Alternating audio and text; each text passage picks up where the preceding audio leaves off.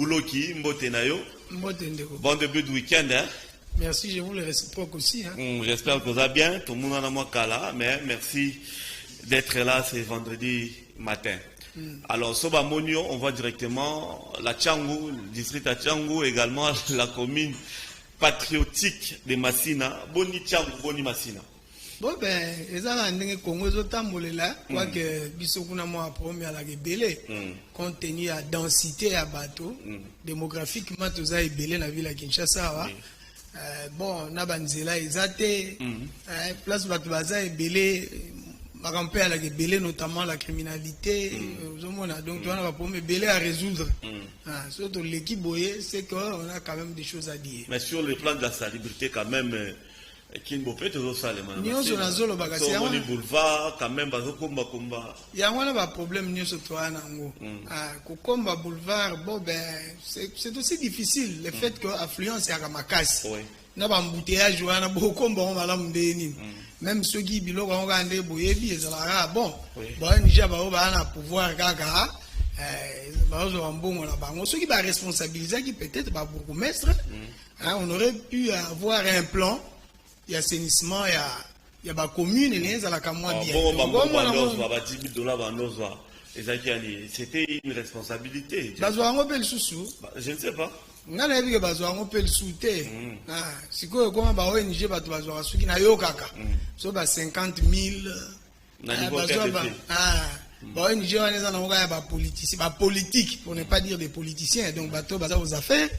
De va bendara le chocho et puis voilà mais na terrain on va monter koto to la kana to za biso to na 400 personnes qui dit na terrain ba na bango to santé donc voilà très bien on sort le membre salubrité zara trop donc voilà très bien merci beaucoup alors nayo tozo lobela etali incivisme ya belema ya police et ça pour occasionner insécurité na commune à Massina ndenge olobi qu'est-ce qui se passe alors au niveau de la commune très bien. Bon, au fait, je ne sais pas si je peux dire que c'est général ce phénomène, mais en tout cas, c'est le constat. Ok. Toujours comme on a familiarité, et vandisami entre l'élément et la police na ba délinquant. Auto benga ba poluna. Ozomona ko mesa na wana siko zo sala ke moko soki ba policier ba yepo ba sala musala ole ba cha maboko. Na ba leki ba osala ba désordre ba cha maboko mingi na bana oyo qui n'ont rien à voir na makambo wana. Poka nini il faut ba futa ba 100 000 50 000 à ba amende donc comme na wa cop to loba. Alors familiarité wana ba arrestation arbitraire wana toujours déplorer yango ba tracasserie toujours mona même na ba arrêt de bus au moni ba policier ba tiki mosala na bango ya la police PCR ba konti même na mosala ya PCR ko kanga ba moto tout ça là donc désordre moko généralisé. Alors biloko wana nyo c'est pas na biso population et banyo bakisa insécurité. Ce qui fait que dernièrement tozaki na rencontre moko to bengaki kimia na biso to solaki na bandeko ndenge zaka en esprit à Grand Massina on a réuni ba notable ne to sala rara et l'option a été levée tout ça la pétition kimia na biso adressée na général Kasongo to transmettre copie pour information ndenge zala rara na ba konzi musu ya likolo na ba konzi musu ya likolo notamment na gouverneur ya ville président de la République ministre à l'intérieur tout ça là pour trouver les solutions. Et nous avons demandé ou exigé biloko miné. Il y a liboso pour na biso to monique. Il faut pas sanctionner, punir sévèrement ba policier oyo bazo pratiquer pour comme et banyo lo wane infraction bazo pratiquer non assistance à personne en danger. Très bien.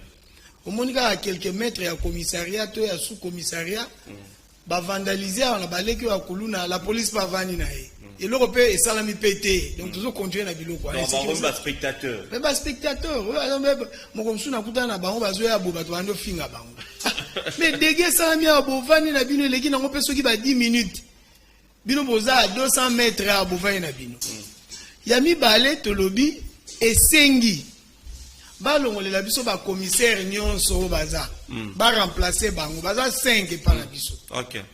Pour ba kabola ngo bongo. Ba longola les 5 commissaires pour ba umeli pe ba mesani mi. Ba mesani. Monsieur Soromona ana chéri na ye wana za petite sœur to grande sœur ya petit moko kuluna donc comment compliqué so ka sali mbeba bomemie kuna za bosa na bino lokote balongola bango nanu to lobi peso ki chaque 6 mois ba no permiter ba sous commissaire na ba effectif na bango ba sous commissariat nyonso bango longola par exemple pas na biso ya quartier to ba longola bango nyonso batini bango soki na njili soki na Gimbanseke to batini bango na quartier tous les 6 mois po bizaleli wana ya komesana e bana kusila basalisa biso kote wana ya suka nde to sengaki la police moko bo babenga unité mo babenga GMI groupe mobile d'intervention to sengaki yango ekoma sous l'autorité ya ba commissaire parce que ba policier wana ya groupe mobile d'intervention babenga GMI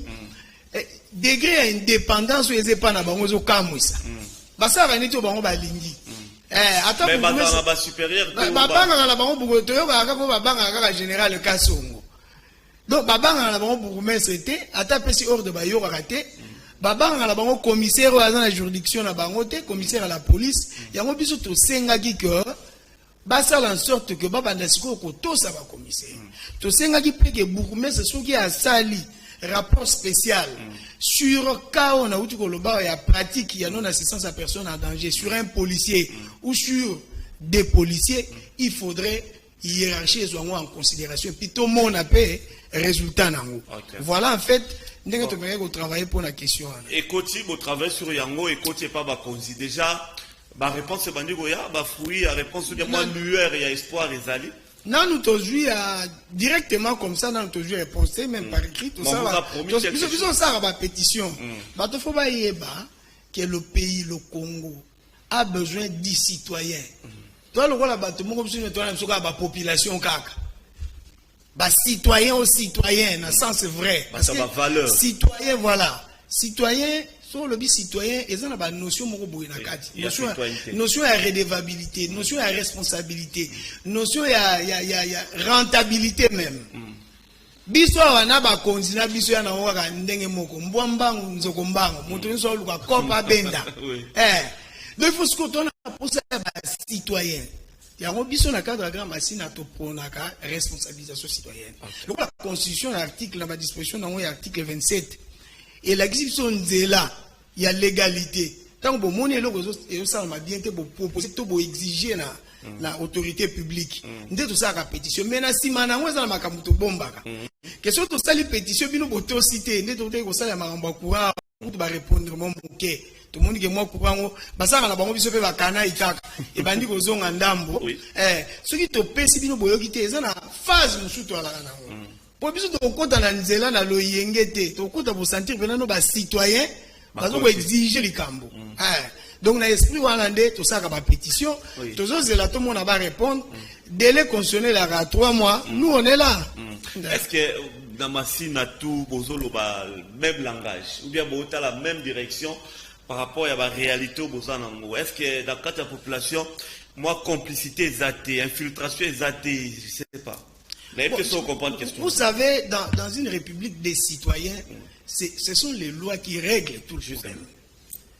Surtout comme il y a respect à la règle, alors le quoi ndena utu koloba ezeli ka mwambambangu nzokombangu mutamuta osala ndenge na ye donc pour le bagio bato bon c'est aussi difficile bato ni so ba penser ndenge moko mais en tout cas pour ce qui est des principes na ba valeur to kana choité on peut sur exemple mo bien bato loro justice na besoin instrumentaliser non la justice faut rejoindre on a la valeur il faut l'instrumentaliser te bossa ndenge parce que logo babi mutasali mabeza o par rapport à yo sandé mais ba mécanisme o ça là que ba katalikabo na cours des tribunaux wana comme loro mususu donc justice éthique la intacte parce que c'est une valeur so ba tout c'est la justice ce qu'on trancher les kamona ndengo il faut aller là. Très bien, merci beaucoup monsieur Diento Boulaki. Mais il y a également un problème du côté de Massina, ils ont marché il y a liberté. C'est comme si Bino Moroba na Massina par na Bino et ont monanaté. Qu'est-ce que vous voulez dire par là? Bon ben, ils ont marché à liberté batonu sur la donc Borouana, na le bango la lingala ya palais, Borouana ezake logo salami na makasi ya bana masina. C'est un cadeau en particulier, de bana masina. Non, ce n'est pas un cadeau. Oui. C'est une mérite. Bon. C'est-à-dire, musée Atali bitumbo bana masina babundaki, abi non. Pour ça, on n'a pas comme ça, on m'a pas moi battu. Bakulu te belé, batelema ponango, habité. Biso bana masina basa la proposition. Que place on est dans le centre commercial. Et on a convaincu musée. Pesi yango esalama wenze. Il était prévu wenze wana epesaka masina quelque chose. Parce que ezana ba wenze mususu, ezana ba parking mususu et bomama na commune. Donc commune a perdu certaines recettes pour wenze wana ekota bato ekoma lelo ndenge ezali. Mais ti lelo ebi ke tozwa lelo te. Siko eloko zo pesa biso kanda na mikolo ezani. Biso to bundaka masine bundi bitumba wana ba che comité de gestion mosusu. Toujours c'est la comité de gestion wana a fait travailler ba konzi ba censé ya koloba ke bon masine azwa autant de pourcents comme rétrocession. Mais bitumba moko za na kati ya comité de gestion wana baza 4. Titulaire na 3 adjoints. OK. Donc comme le bitumba politique sous-souti. Il y en a qui pensent parmi ba adjoints Guy Folie n'a pas le minité parce que Azala Grand Massina bien avant même to banda bitumboyo et tia maman Fatou pe à son âme mopanzi. OK. Mais bandeko musu baye o balandi baye bata bitumba wana te ba kota ya ngopete. Mais ba kutani na masolo. Toujours senga na bango bazala kimia moto vana ne siga na ye. OK. So déjà azu place à relier vanda wana liaka na malembe. Pone ze lisolo ya bana changu ya lisolo ya bana masina. Ya lisolo non tolobi déjà musa laisser salamaki. Toujours na posa to mona marché bana ko pesa masina quelque chose. Musa na biso ya ngwa. Pesa masina na ndeni. Mais na ba arrêté o elekaka liboso. Na ba arrêté o elekaka liboso. Oui, ba ko pesa ngona niveau ya ba ko pesa ngona voilà, ba ko pesa ngona commune parce que la commune a besoin de moyens. Ce que l'on a là le bezani. Bandeko musuba na kati na zu par exemple bandeko ba uta IDPS. On a ko cha IDPS na kati te. Mais na tangi bandeko ba uta IDPS ba mi balé. Il n'y a que 4 administrateurs. Les titulaires et 3 adjoints. Na 3 adjoints na mi balé baza IDPS. OK. Ba bandi ko développer ba velléité moko boyo to uti ko boya. Yani. Que oza marché utaka présidence, il faut zonga na présidence. Présidence azonga la ko gérer yango. Mais biloko wana déjà to loba ngo keza makambo lokuta. Yango to cha bango to mettre bango en garde. Ba même na ba gérer wana te. OK. Toza na posa to mona marché à libé. Biloko bango bazo sala wana. Oh, il n'y a pas ces que bazo aider mon konzambo raté. OK. Ba obeb sele makambo na chango. Biso to kanisa ki ba okota masolo lokolo to lobaki ya rai. Avenue du Rail wane comme boulevard Fachi.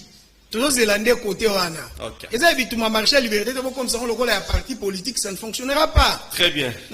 Donc cri d'alarme na bino bana masina eza yango mais pour le moment et ça ma bongoté. Donc rétrocession na bana masina ezate par rapport rétrocession ezaki masolo moko ba bisaka arrêté moko boye signé par ministre Ngoyi na ministre Jean Ngoyi na ministre Tengelito mais arrêté ngo il paraît ça qui na ba quoi que batikela masina 5% seulement. OK. Tout le monde qui a un peu mouké pour ça lié na ba étalage tout le monde qui a un mouké il paraît zonga fallait pas travailler en commission va revoir certaines choses mais ça va peut bloquer. Mais toyoki que gouverneur Ngobila a rappelé qu'il y a pour asala ngona niveau na ye mais jusque là pesaka a bloqué et on doit ça la pression et ça la ma masina bandozo quelque chose. Merci beaucoup. Mais on a bitumba ya bandego ya IDPS to petit bango batika to petit bango tout ça clair hein. OK. Tout clair ceux qui balingi ba accompagner chef de l'état na ndenge ya bien batika ko créer ba problème en particulier na bana changu. OK. Bazu déjà ba poste ba vanda wana bino boyaka mabe basala baebisa ba konzo ya likolo ba pesa masina par nango po yebani tozo zelango. Très bien. Merci beaucoup monsieur Diento Boulaki, merci d'avoir répondu cette rubrique réalité quinoise. Nous avons parlé d'une partie de la ville de Kinshasa qui est le district de Tchangu na commune à Masina na si étalé Isa Isalongo peut bien, et puis moi la Tchangu, moi la Masina Sola, Tabiso, Babote Naï.